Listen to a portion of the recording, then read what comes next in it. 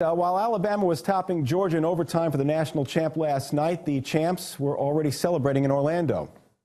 At least that's how Central Florida saw it. The Knights of UCF were a perfect 13-0, but weren't invited to the college football playoff parade, so they had their own at the Magic Kingdom on Sunday. In a move part P.T. Barnum, part Norma Ray, athletic director Danny White says they are champs, though it amounts still to a stroll on Main Street, a ride on Splash Mountain. UCF is planting the seed for an 8-team playoff. But they are serious, too. The program has a championship Twitter handle now, and the assistant coaches were paid title bonuses. Very nice. Hey, they were the only team, by the way, in the Football Bowl subdivision to go unbeaten. They took down Auburn in the Peach Bowl, and another SEC power, as they topped Alabama and Georgia. Auburn did that. UCF may have the gimmicks, but what it's missing is membership to an exclusive club. The Power 5 conferences, ACC, Big 10, Big 12, Pac-12, SEC, are the establishment, and they get the big stage. UCF plays in the American Athletic Conference.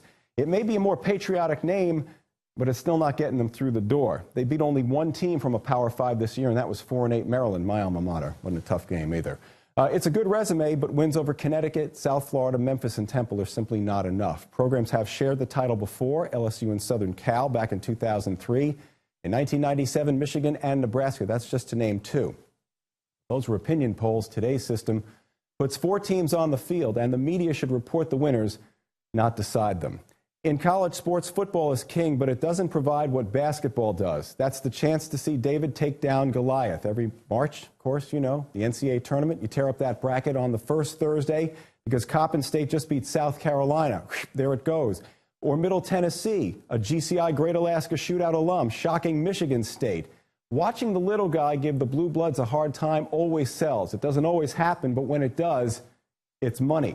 Honestly, I don't think Central Florida is in the same class as Alabama or Georgia. I think they both beat them by double digits, but it would certainly be nice to find out.